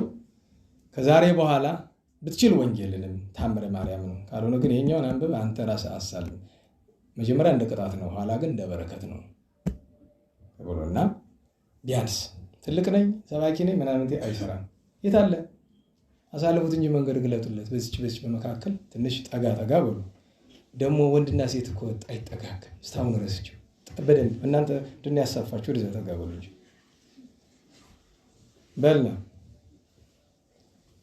ሌላ ሰው እንዳይነካ እኮ ነው። አንድ ሰው ብቻ ነው የሚነካ። እኔ ነበርኩ ማሳለም የፈለኩኝ ግን እያስተማርኩኝ አይመችም ብዬ ነው። ለሁሉም ሰው እንደ እምነቱ ነው የሚደረግለት አይደለም። እመቤታችን ድንግል ማርያም ቸሪቱም መብርሃን ለሁሉ ሰው ርኅራኄ፣ ቸርነት፣ ደግነት ያላት ናት። ኧረ ሰዓት ሄደ ነው። እሺ እመቤታችን ድንግል ማርያም ገዳመ ገምኑዲ ደብረ ቀልሞን ብዬ በቀደም አንስቼ ነበር አይደለም? ደብረ ቀልሞን ብዬ ያነሳሁት ታሪክ አንደኛው ልተርከው ብዬ የተውኩት በፍኖተ ገምኑዲ አንድ ቤተ ክርስቲያን አለ፣ ገዳም ደግሞ በርቀት አለ። ደብረ ቀልሞን በዚህ አለ እና ቅዳሴ እየተቀደሰ ታምሩን ያሰብኩት ሕፃናት መጥተው በሚረብሹበት ጊዜ ተግሳጽ እንዲሆንም ጭምር ነው። ሕፃናትን ቤተክርስቲያን ወደ ጉባኤ ማምጣት ይገባል፣ እንዲረብሹ ማድረግ ግን አይገባም። እነዚያ ሕፃናት ነፍስ ያላወቁ ከሆኑ ቢረብሹ ምንም ጉዳት አያመጡም። 7 ዓመት ያለፋቸው ከሆኑ ግን ይቀጣሉ፣ ወይ እናንተ ወላጆች ትቀጣላችሁ። ስለዚህ አምጡ፣ ግን እንዲረብሹ አታድርጓቸው። ይህን ማወቅ ይገባል። እና በዚያ ቤተክርስቲያን ቅዳሴ እየተቀደሰ ወላጆች ሕፃናትን ለቀው ትተዋቸው ብጥብጥ አደረጉት ጠቅላላ ቤተክርስቲያን። እነዚህ ትልልቆቹ ማለት ናቸው፣ ትንሽ ነፍስ ያወቁት ታዳጊዎቹ። በዚህ ያሉ ግሩማን መላእክት ወደ እግዚአብሔር አመለከቱ። ታውቃላችሁ አይደለም? በቤተክርስቲያን አንዱ መልአክ በራሱ ውሳኔ አይደለም የሚያደርግ። ለምንም ነገር የእግዚአብሔርን ፈቃድ ይጠይቃል። ፈቃድ ሲጠይቅ ደግሞ በቀጥታ አይደለም የሚሄድ። በአጸዱ ያለው በወደ ምሕረቱ ላለው፣ በወደ ምሕረቱ ያለው በቅኔ ማኅሌት ላለው እሱ ለቅድስቱ ለመቅደሱ እያለ ከዚያ የመጨረሻው መልአክ ወደ እግዚአብሔር ወስዶ ያደርሳል። ከዛ በቅዱስ ትእዛዝ የሚወጣ በቅዱስ ሚካኤል አንደበት ነው ለሚገባው አካል እና በቅዱስ ገብርኤል በነገደ አርባብ ስር ካሉ መላእክት አንዱ ቀውስጦስ ነው። እሱ ተላከ። እነዚያን ሕፃናት በሙሉ ቀሰፉ ተባለ። በሙሉ እዛ የነበሩት እና ሲመጣ የማይረብሽ ደግሞ መልከ መልካም የሆነ አንድ ሕፃን ቁሞ ያያል። ሌሎቹ ሲቀሰፉ እሱን ይህንንስ የፈጠረው ይግደለው እኔ አልገለውም ብሎ ሌሎቹን የፈጠራቸው የማይገላቸው ነው ትቶት ሄደ። ሌሎቹ መላእክት ሲያረጉ እሱም ለማድረግ ብሎ የተወሰነ ጥቂት ከሄደ በኋላ ረድኤተ እግዚአብሔር ተለየው። በዚህ ምክንያት ወደ ላይ መሄድ ቀርቶ ወደ ታች መውረድ ጀመረ። ሲያየው ወርዶ መውረድ ብቻ አይደለም መገለጽ ጀመረ፣ መታየት። እንግዲህ ረቂቃን ናቸው አይደል? ያ እንግዲህ ስልጣን እግዚአብሔር ነው እንዲታይ ያደረገው እንጂ መላእክት ጥፋት ስላጠፉ ቢያጠፉም መላእክት ግን ጥፋት ቢያጠፉም እንኳን ይታያሉ ማለት አይደለም። እግዚአብሔር ነው እንደዚህ ያደረገው። ከዚያ እንደምንም ብሎ ከዚያኛው ከደብሩ ሳይሆን አልፎ የት ላይ ይሄዳል? ደብረ ቀልሞን። ለምን? የቅዱሳን መካን ነው። በዚያ ጊዜ 6ኛው ክፍለ ዘመን የነበረውና ማን ነበረ? ታላቁ አንድ አይኑን ስለ ሃይማኖት ያጣው አባ ሳሙኤል ነበረ። ሄዶ ከቤተ እግዚአብሔር ከቤተልሔም ላይ ያረፈ ከቦታ መርጦ ዲያቆኑ ፍህም ሊያፈም ልፍ ብሎ ወደዚያ ሲሄድ አይቶት ደነገጠ። ለምን? በአምሳለ በሲን የተገለጠለት ግን ጨርሶ ደግሞ ግርማ አልጠፋም። ሰማያዊ ነህ ምድራዊ አለው። ይሄ አሁን በጣም ለሁላችን የሚያስጠይቅ ነገር ነው። ለቅዱስ ቀውስጦስ ብቻ አለ። ሰማያዊ ነህ ምድራዊ አለው። ተፈጥሮ የሰማያዊ ነው፣ ስራ የምድራዊ ያደረገኝ እንጂ ብሎ አለ። ይሄ ለሁላችን ያጠይቃል አይደለም? አሁን የኔና የናንተ ክህነታችን ምድራዊ ነው ሰማያዊ ነው? ተናገሩ እንጂ። ነገር ግን ስራችን ምን አድርጎና ምድራዊ። ሁላችንም ቢሆን ክርስትና ሰማያዊ ነው ምድራዊ ነገር ነው። ግብራችን ግን ምድራዊ ነው። ከዚያ ግራ ገብቶት ምን ትሻ አለው። አባ ሳሙኤልን ጥራልኝ ያማልኛል።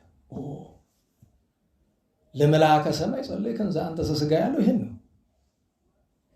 አባ ሳሙኤል ተጠርቶ መጣ። ሄዶ አገኘው። ምን ነው አለው። ነገሩን አስረዳው። ከዚያ ምን ባረግ ትወዳለህ አለው አባ ሳሙኤል። አይ ከአምላክ እናት በቀር አይሆንልህም። ሂድና ከስዕሏ ፊት ለምንልኝ፣ እሷ ካልለመነችው በቀር የማገኘው ነገር የለኝም ብሎ ለእመቤታችን ቅዱስ ቀውስጦስ ለአባ ሳሙኤል ለእመቤታችን ስዕል ፊት እያለቀሰ እያዘነ ለመናት። እመቤታችን ሄዳ ጌታችን ለመነችው። ከጌታ መልስ ይዛ መጣ።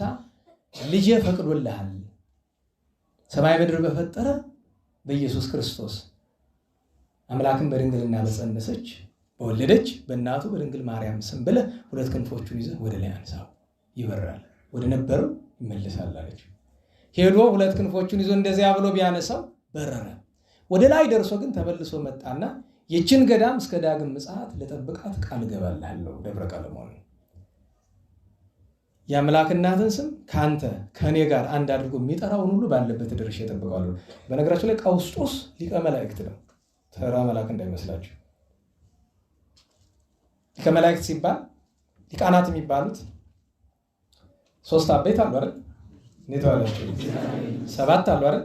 9 አሉ፣ 12 አሉ፣ 23 አሉ፣ 54 አሉ፣ 99 አሉ። 99 አለቆች እኮ ነው ያሉት። ከነዚያ ውስጥ ነው የሚቆጠረው። ቅዱስ ገብርኤል የ40 አይደለም? በ40 ስር ስንት አለቆች ነው ያሉ? 10 አለቆች አሉ። እንደዚያ እና እመቤታችን ድንግል ማርያም ስንኳ ለስጋዊ ለደማዊ ለኛ ለእግዚአብሔር መልአክም የምታማልድ ናትና አማላጅነቷ ረድኤቷ ይጠብቀን። የለም እሺ ይሁን። ስለዚህ ወደ ሁለተኛው አማራጭ ላልፈን በላሽ። አንተም ቢሆን ያሙል ፈጣን ጥራው ና።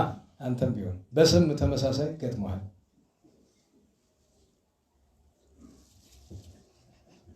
እንዴት ዋላችሁ?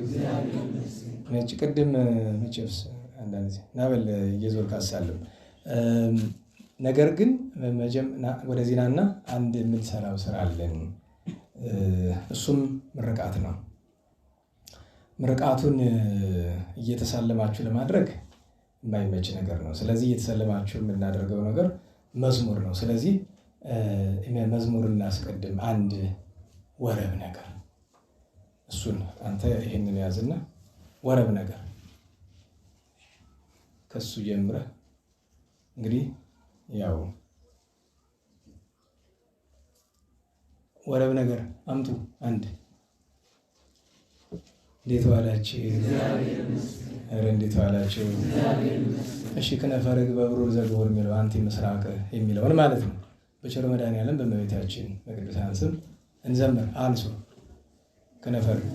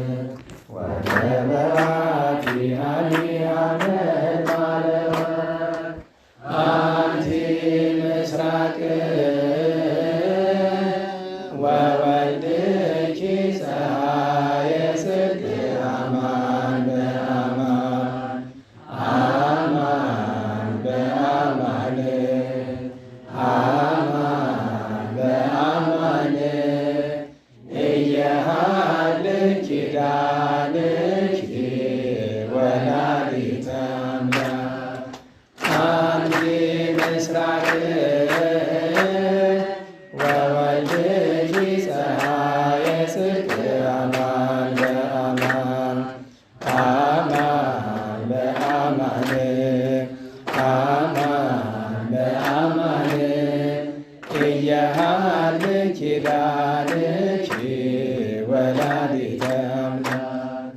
ክነፈ ርግብ በብሩር ዘግቡር ወገበ ዋትያኒ አመልማለ ክነፈ ርግብ በብሩር ዘግቡር ወገበ ዋትያኒ አመልማለ አንቲ ምስራቅ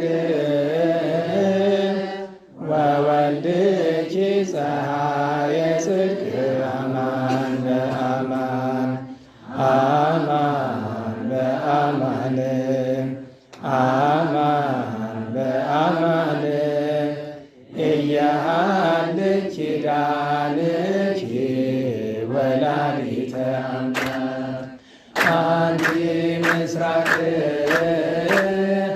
ወወልድኪ ፀሐየ ጽድቅ አማን በአማን አማን በአማን አማን በአማን እያሃልኪ ኪዳንኪ ወላዲተ አምላክ ክነፈ ርግብ በብሩር ዘግቡር ወገበ ዋትያኒ አመልማለ ክነፈ ርግብ በብሩር ዘግቡር ወገበ ዋትያኒ አመልማለ አንቲ ምስራቅ ወወልድኪ ፀሐየ ጽድቅ አማን በአማን አማን በአማን አማን በአማን እያሃልኪ ኪዳንኪ ወላዲተ አምላክ አንቲ ምስራቅ ወወልድኪ ፀሐየ ጽድቅ አማን በአማን አማን በአማን አማን በአማን እያሃልኪ ኪዳንኪ ወላዲተ አምላክ ቸሪተ ወላዲተ አምላክ ቃል ኪዳኗ የማይፈጸም ማለት ለዘላለም የሚኖር ስለ ምስጋናው ስለ መዝሙሩ የተመሰገነች ትሆን። ቸሩ መድኃኔዓለም የተመሰገነ ይሁን። ሁለት አጭር ነገር ልንገራችሁ። አንደኛው አሁን ማዕድ ቀርቦ በረከት እየቀመስን ስለት መሳል ትችላላችሁ። አለባችሁ አይደለም፣ ትችላላችሁ። ስትሳሉ ግን ማድረግ የምትችሉት ነገር ቢሆን ጥሩ ነው። ትንሽ ትልቅ እንዳፈቀዳችሁ። ስለቱ ምንድን ነው? አድርሽኝ ነው። እሺ ቶሎ እንግዲህ ስለቱ ምንድን ነው? አድርሽኝ ነው። ልብ በሉ፣ አድርሽኝ ነው። አድርሽኝ የምንላት በስንት ወገን ነው እላችኋለሁ? ጊዜ በሶስት ወገን። በምን በምን? በእድሜ፣ በጤና፣ በልቦና። በእድሜ፣ በጤና፣ በልቦና። በእድሜ ሳንሞት፣ በጤና ሳንታመም፣ በልቦና ከእምነት ከምግባር ከአገልግሎት ሳንለይ። ምክንያቱም ብዙዎቹ ሞተዋል፣ ብዙዎቹ ታመዋል፣ ብዙዎቹ ከሃይማኖት ወጥተዋል። ከሃይማኖት ባይወጡም ከአገልግሎቱ የሉም። ዛሬ በዚህ ሰዓት ትናንት ጉባኤው የኛ ነው ለዘላለም እንኖርለታለን ሲሉ የነበሩ ወንድመቶቻችን ዛሬ የሉም። ስራ ኑሯቸው ቢዚ ሆነው አይደለም፣ እዛው ቁጭ ብሎ ይኖራሉ በየስፍራው። እና እንደሱ ስለሆነ እንዲህ ብለን መሳል አለብን ሳይሆን እንችላለን። እንደ አፄ ዮስጦስ እንደ ደጋጉ አበው እንደ ደጎቹ ቅዱሳን አድርሽኝ እንበላት በቸርነቷ እንድታደርሰን። አንደኛው እሱ ነው። ሁለተኛው ነገር አሁን መጀመሪያ ጸሎቱን ምኑን እንጨርሳለን። ስብሐት ድጋሚ በኋላ ለማይዱ እንላለን፣ ግን ያሁኑን ስብሐቱን ምቅናዩንም እንጨርሳለን። በተረፈ ያው እንዳረብሻችሁ ብዬ ነው እንጂ መምህራኑ በተለይ በመምህርነት ማድረግ ያላችሁ ያው በቦታ በፊት ብትቀመጡ ጥሩ ነበረ። ለእናንተ አይጎዳችሁም። ያው እንደ ማንኛውም እንደተራ ሰው መሀል ተቀምጠው ነው ሲማሩ የከረሙት ብዙዎቹና እንግዲህ ለእነሱ የሚጎዳቸው ነገር አይደለም። የቀረን ነገር ምርቃት ነው። እሱን ለማድረግ ተቀምጦ የሚመቻ አይመስለኝም። ለዚህ እንነሳ። በዚያው ጸሎት ወደ ማድረግ እንቀጥላለን። እንግዲህ ለመመረቅ ከቶውኑ እንዲያው ደግ ሰው በእድሜም በጸጋም ትልቅ የሆነ ሰው ቢመርቅ መልካም ነበረ። ነገር ግን መቼስ ሳይገባም ቢሆን እንደ አስተማሪ ከሆንኩ ዘንድ እኔም ቢሆን በየዓመቱ እንደሚደረገው እመርቃለሁ። በየስፍራው ያሉ ምርቃት የሚፈልጉ አሉ። እንግዲህ የዚህ ሆነን የምንናገረው ነገር ለሁሉም እንደ እምነቱ እንደ ፍላጎቱ መጠን እንዲሆን በእግዚአብሔር ቸርነት እንመኛለን። ቸሩ እግዚአብሔር አምላካችን የመላእክትን የሊቃነ መላእክትን የቅዱስ ሚካኤልን፣ የቅዱስ ገብርኤልን፣ የቅዱስ ሩፋኤልን፣ የቅዱስ ሱሪያልን፣ የቅዱስ ኡራኤልን፣ የቅዱስ ሰዳካኤልን፣ የቅዱስ ሰላታኤልን፣ የቅዱስ አናንኤልን የ12 ሊቃናትን የ99 ነገደ መላእክትን በረከት ያሳድርብን። የቅዱሳን አበው የአባታችን የአዳም የእናታችን የሔዋን የጻድቅ የኖህ የእናታችን የሃይከል የቅዱስ ሄኖክ የአብርሃም የይስሐቅ የያዕቆብ የጻድቃን ርስተ አበው በረከትን ያሳድርብን። አምላካችን እግዚአብሔር የቅዱስ ሙሴ የቅዱስ አሮን የቅዱስ ኢያሱ የቅዱሳን መሳፍንትን በረከት ያሳድርብን። አምላካችን እግዚአብሔር የቅዱስ ዳዊት የቅዱስ ሰሎሞን የቅዱስ ኢዮስያስ የቅዱስ ሕዝቅያስ የቅዱስ ዘሩባቤል የጻድቅ ቆስጠንጢኖስ የቅዱስ አኖሪዎስ የቅዱስ ቴዎዶሲዎስ የቅዱስ ዘይኑን የቅዱስ አነስጣሴዎስ የቅዱስ ላሊበላ የቅዱስ ሐርቤ የጻድቅ ዘርዓ ያዕቆብ የነገሥት ጻድቃንን በረከት ያሳድርብን። አምላካችን እግዚአብሔር የቅዱስ ኢሳይያስ የቅዱስ ኤርምያስ የቅዱስ ሕዝቅኤል የቅዱስ ዳንኤል የነቢያትን በረከት ሁሉ ያሳድርብን። አምላካችን እግዚአብሔር የቅዱስ ጴጥሮስ የቅዱስ ዮሐንስ የቅዱስ እንድርያስ የቅዱስ በርቶሎሜዎስ የሌሎችንም ሐዋርያት የቅዱስ ጳውሎስ የቅዱስ በርናባስ የቅዱስ ሉቃስ የቅዱስ ማርቆስ የሌሎችንም ሐዋርያውያን አበው አርድእት በረከት ያሳድርብን። አምላካችን እግዚአብሔር የቅድስት ማርያም መግደላዊት የቅድስት ማርያም ተፍረት የቅድስት ዮሐና የቅድስት ሰሎሜ የቅዱሳት አንስትን በረከት ያሳድርብን። አምላካችን እግዚአብሔር የቅዱስ አግናጤዎስ የቅዱስ ፖሊካርፖስ የቅዱስ ሄሬኔዎስ የቅዱስ ዲዮናስዮስ የቅዱስ ብሩታዎስ የቅዱስ ጢሞቴዎስ የሌሎችንም ሐዋርያውያን አበው በረከት ያሳድርብን። አምላካችን እግዚአብሔር የቅዱስ ዳዊት የቅዱስ ጊዮርጊስ የቅዱስ መርቆሬዎስ የቅዱስ ቂርቆስ የቅድስት ኢየሉጣ የቅድስት አርሴማ የቅድስት አስጠራጢዮኒቃ የቅድስት ጣጡስ የቅዱስ ገላውዴዎስ የቅዱስ ፋሲለደስ የሌሎችንም ንጹሐን ሰማዕታት በረከት ያሳድርብን። አምላካችን እግዚአብሔር የቅዱሳን መነኮሳት የአባ አንጦንስ የአባ መቃርስ የአባ ጳኩሚስ የአባ ጰላሞን የአባ አሞኒዎስ የሌሎችንም መነኮሳት ጻድቃን በረከት ያሳድርብን። አምላካችን እግዚአብሔር የአቡነ ተክለ ሃይማኖት የአቡነ ገብረ መንፈስ ቅዱስ የአባ ሀብተ ማርያም የአባ ሳሙኤል የአባ አብዬ ጊዜ ሌሎችንም ጻድቃን በረከት ያሳድርብን። አምላካችን እግዚአብሔር የአባ ጳውሊ የአባ ሲኖዳ የሌሎችንም ባሕታውያን በረከት ያሳድርብን። አምላካችን እግዚአብሔር የቅዱስ ባስልዮስ የቅዱስ ጎርጎርዮስ የቅዱስ አትናቴዎስ የቅዱስ ዮሐንስ አፈወርቅ 318 ቅዱሳን ሊቃውንት የ150 የ200 ቅዱሳን ሊቃውንት የሌሎችንም ቅዱሳን ሊቃውንት በረከት ያሳድርብን። አምላካችን እግዚአብሔር የሰማይን የምድርን በረከት ያሳድርብን።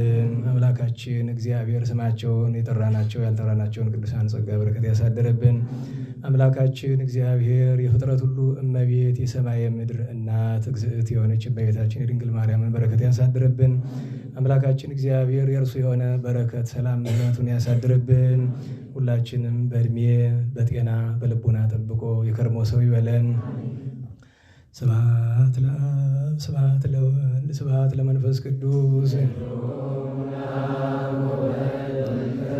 ስብሐት ለአብ ስብሐት ለወልድ ስብሐት ለመንፈስ ቅዱስ ስብሐት ለአብ ስብሐት ለወልድ ስብሐት ለመንፈስ ቅዱስ ስብሐት ለእግዝእትነ ማርያም ድንግል ወላዲተ አምላክ ስብሐት ለመስቀለ እግዚእነ ኢየሱስ ክርስቶስ ክርስቶስ በምሕረቱ ይዘከረና አመዳግም ምጽአቱ እያስተሐፍረና ለሰቦተ ስሙ ያንቃሃና ወበአምልኮቱ ያጽንዓና እግዝእትነ ማርያም አይርጊ ጸሎተና ወአስተስርይ ኩሎ ኃጢአተና ቅድመ መንበሩ ለእግዚእነ ለዛብልዐነ ዘንተ ህብስተ ወለዘአስተየነ ዘንተ ጽዋዐ ወለዘሰርዐ ለነ ሲሳየነ ወአራዘነ ወለዘተአገሰ ለነ ኩሎ ኃጢአተነ ወለዘውሃበነ ሥጋሁ ቅዱሰ ወደሞ ክቡረ ወለዘአብጽሐነ እስከ ዛቲ ሰዓት እስመ ለዓለም ምሕረቱ ናብሎቱ ስብሐት ወአኮቴተ ለእግዚአብሔር ልዑል ወለወላዲቱ ድንግል ወለመስቀሉ ክቡር ይትሐኮት ወይሰብሐ ስሙ ለእግዚአብሔር ወትረ በኩሉ ጊዜ በኩሉ ሰዓት ስብሐት ለአብ ወወልድ ወመንፈስ ቅዱስ ይእዜኒ ወዘልፈኒ ወለዓለመ ዓለም አሜን። አውሎግሶን አውሎግሶን አውሎግሶን በእንተ አብ ወወልድ ወመንፈስ ቅዱስ አቀበት ለወጡ ቁልቁለት ለወረዱ ርጥብ ለጤሰባቸው ደረቅ ለነደደባቸው ለረዱ ለተራዱ ለዘከሩ ላዘከሩ ስመ እግዚአብሔር ስመ ማርያም ድንግል ስመ ቅዱሳን ለጠሩ እግዚአብሔር አስበ ቅዱሳን ይሰብልን። ጸሎተ እግዝእትነ ማርያም እንበል። ሰላም ለኪ እንዘንሰግድ ብለኪ ማርያም ምንን አስተበቋኪ ማሬና ዋይተማይ ጸነበኪ በእንታና ምኪ ወያቄ ማቦኪ ማይበረኔውም ድንግል ባርኪ ጸሎተ እግዝእትነ ማርያም ድንግል ወላዲተ አምላክ ታቤነ ሲል እግዚአብሔር ተታሰይ መንፈሴ በአምላኪ ወመድኃኔ እስመ ሬማ ማላመቱ ናው ሚዜስ ያስተበጽኡኒ ኩሉ ትውልድ እስመ ገብረ ሊተ ኃይለ ብያቶ ቅዱስ ስሙ ወሳይሉኒ ለትውልደ ትውልድ ለለ ይፈርቡ ግብረ ኃይለ በመዝራይቱ ወዘሮሙ ለለ ያብዩ ሊና ልቦሙ ነሰቶሙ ላየናን መናብርቲሆሙ አይበዮሙ ለትውታኑ አስገቦሙ በረከቱ ለሩባኑ ፈኖሙ ራቆሙ ለብኡላኑ ተወቅፎ ለእስራኤል ቁሊሁ ወተዘከረ ሳይሉ ዘይቤሎሙ ለአበዊነ ለአብርሃሙ ለዘሩ እስከ ለዓለም ባርክነ ቅድስና ንግሥት ነፍትነ ማይሰሪው ለሰይጣን እሙ ለመድኅን ወለተ ብርሃን ኦ መዝገበ በረከት መዝገበ ቅዱሳት መዝገበ ንጽሕ መዝገበ ራእይ መዝገበ የዋሃት ባረክነ በእድየኪ በከመ ባረኪ ወለኤፍሬም ፍቁርኪ በበረከተ ወልድኪ ወአብ መንፈስ ቅዱስ ስብሐት ለአብ ወወልድ ወመንፈስ ቅዱስ ለዓለሙ ለዓለመ ዓለም። አፉያ አስተንፈሰው ልሳኔ አልወሰሰ ለክብረ ፍልሰትኪ ድንግል ሶባ ቀርብ ተውዳሰ ማርያም ዘኮንኪ ቅድስተ ቅዱሳን መቅደሰ በቅድሜኪ እግዝእትየ መረከብኩ ሞገሰ በየማነኪ ባርክኒ ስልሰ አድኅነ ሕዝበከ ወባርከነ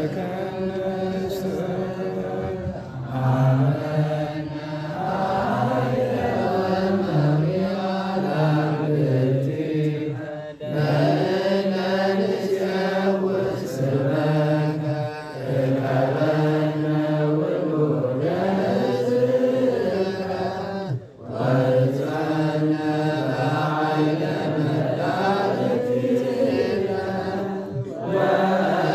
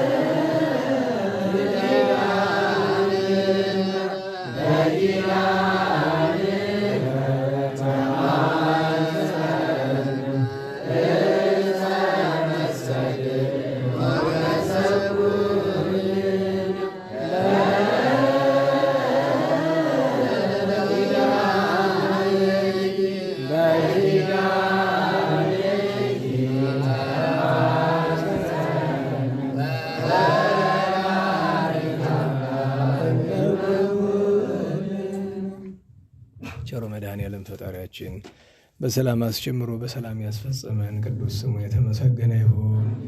የእመቤታችን ወላዲተ አምላክ ጣዕሟን ፍቅሯን ያሳድርብን። የቅዱሳንን ሁሉ በረከት ያሳድርብን።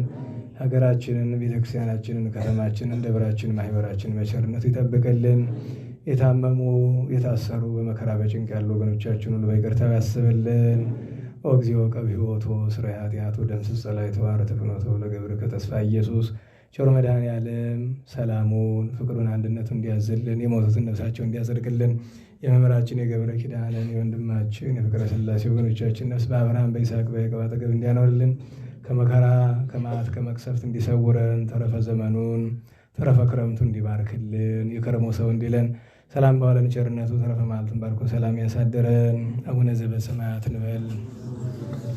ይትቀደስ ስምከ ትምጻእ መንግሥትከ ወይኩን ፈቃድከ በከመ በሰማይ ከማሁ በምድር ሲሳየነ ዘለለ ዕለትነ ሀበነ ዮም ኅድግ ለነ አበሳነ ወጌጋየነ ከመ ንሕነኒ ንኅድግ ለዘአበሰ ለነ ኢታብአነ እግዚኦ ውስተ መንሱት አላ አድኅነነ እምኩሉ እኩይ እስመ ዚአከ ይእቲ መንግሥት ኃይል ስብሐት ለዓለመ ዓለም። በሰላም ቅዱስ ገብርኤል መልአክ ኦ እግዝእትየ ማርያም ድንግል በኅሊናኪ ወድንግል በሥጋኪ እምእግዚአብሔር ጸባኦት ቡርክት አንቲ እምአንስት ወፍሬ ከርሥኪ ተፈሥሒ ፍሥሕት ኦ ምልዕተ ጸጋ እግዚአብሔር ምስሌኪ ሰአሊ ወጸልዪ ለነ ምሕረተ በፍቁር ኢየሱስ ክርስቶስ ከመ ይስረይ ለነ ኃጣውኢነ ተማይጸነ ብኪ ስብሐት ለአብ ስብሐት ለወልድ ስብሐት ለመንፈስ ቅዱስ ይእዜኒ ወዘልፈኒ ወለዓለመ ዓለም አሜን።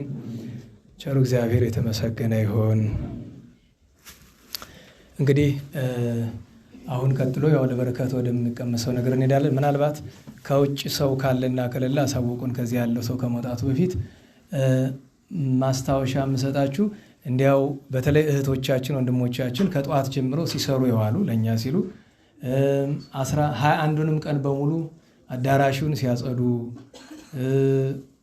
ግምጃ መጋረጃዎችን ሲቀይሩ፣ ሲያስተካክሉ፣ ቄጠማ ሲያነጥፉ፣ ጸሎት ሲመሩ የቆዩ የተለያዩ አሉና እግዚአብሔር ለነሱ በምድር ረድኤቱን ጸጋውን በሰማይ ርስቱን መንግሥተ ሰማያትን ያውርስልን፣ በቸርነቱ ያድለን። በተረፈ ዛሬ ሲሰሩ የዋላችሁ ልጆች የዋላችሁን ያልኩ ተነካክቶ ሄደውን አይደለም፣ ሙሉ በሙሉ የዋለ ብቻ ከገድለ አባ እስትንፋሰ ክርስቶስ አንዳንድ ፍሬ ትወስዳላችሁ። የዋላችሁትን ያልኩ ብሎ ደረስ ብሎ ሄደውን አይመለከትም። እና ደግሞ ጸሎት ስትመሩ የነበራችሁ ዲያቆናት ከፊት የነበራችሁ እናንተ እንደዚሁ አንዳንዶቻችሁ ምስጢረ ማን ነው አዲስ ያወጣነው መጽሐፍ ምንድነው? ገብረ ሥላሴ ያወጣው መሰረተ እምነት የሚለው እሱን መጽሐፍ ሰው አለው አይደል? እንተም አለ። ስለዚህ እናንተ ገድለ አቡነ እስትንፋሰ ክርስቶስን የምትወስዱ አንተ ግን የለህም መሰል አለ። ስለዚህ ሁላችሁም ገድለ መሰል አንተን ጨምሮ ስለዚህ የሚመለከታችሁ ያልቀራችሁ ክህነት ያላችሁ ከፊት ጸሎት ጸዋት ውስጥ መሩ የነበረ ሌሎቻችሁ ያልመራችሁ እዚያ ያልመራችሁ እንግዲህ ያው አይመለከታችሁ። ስለዚህ ስራ የሰራን ነው ሁሉ የመጣውን ሁሉ እንግዲህ መርቀናል። ገዝታችሁ ተጠቀሙ። ግን ስራ የሰራችሁ ጸሎት ስትመሩ የነበራችሁ ከፊት ብቻ ነው። እና ደግሞ ዛሬ ስትሰሩ ያላችሁ ገድለ አቡነ እስትንፋሰ ክርስቶስ አንተ ቴዎድሮስ አንዳንድ ስጣቸው። ግን መጀመሪያ ዝርዝራቸውን ያሳውቀኝ ለእኔ እንዲያው አገኘው ቶሎ ዝም ብሎ መውሰድ ስለሌለ ብዬ ነው። ነናላችሁ እሱን ማስታወሻ ለመስጠት ያክል ነው። ስለዚህ እኔ እንግዲህ መርቄ የሚመርቀኝ እንደማላጣ ተስፋ አድርጋለሁኝ። ስለዚህ እኔ በዚህ ልሰናበትና ከዚያ ለአስተባባሪ እሰጣለሁኝ። ከዚያ ቀስቀስ እያላችሁ የምትቸኩሉ ቅድሚያ ውሰዱ። የሚቸኩሉ ሰዎች የሚቸኩል ማለት ሩቅ ያለ ነው። ቅርብ ያለ ከሆነ ከአንተ ችኮላ ጉዳይ አይደለም። ቅርብ ያለ መቸኮል ማለት ሩቅ ቦታ ያላችሁ እና እነሱ ቅድሚያ ይወሰዱ። በእርግጥ ከውጭም ሰው አለ መሰለኝ። ለዚህ ለአስተባባሪ እሰጣለሁ። በእኔ በኩል ቸሩ መድኃኔዓለም የከርሞ ሰው ይበለን። ጉባኤያችን ምህላችን ከነገም ጀምሮ መደበኛው ይቀጥላል። ለዚሁ አገልግሎት ግን ስብሐት ለእግዚአብሔር ልዑል ወለወላዲቱ ድንግል ወለመስቀሉ ክቡር ዘወሳይል አሜን።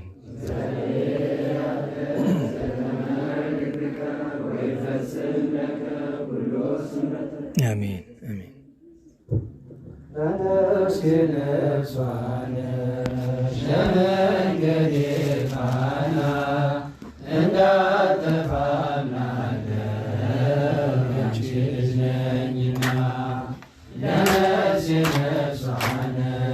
ለመንገዴ ፋና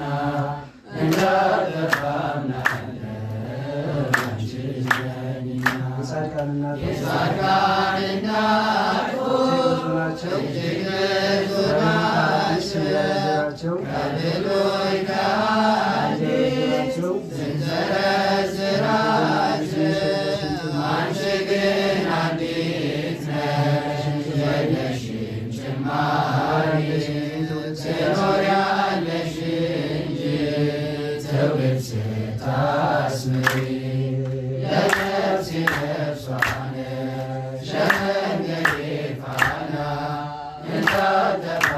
እንታጠፋምናለሁ አንቺ ልጅ ነኝና ለነፍሴ ነፍሷ ነሽ የመንገዴ ፋና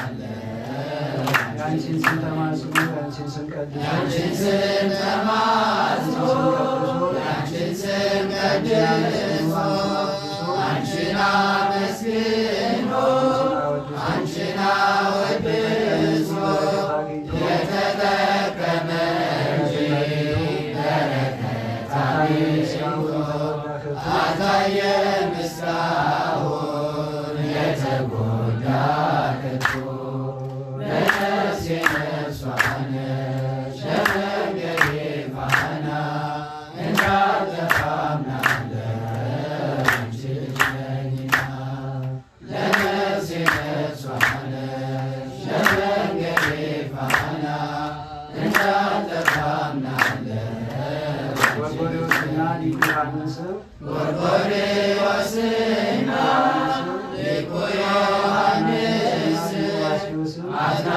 አትናቴዎስና ሊቁ ባስልዮስ አባ ኤፍሬምና አባ ጊዮርጊስ ተጠቅመዋል ባንቺ ለሥጋም ለነፍስ ለነፍሴ ነፍሷ ነሽ የመንገዴ ፋና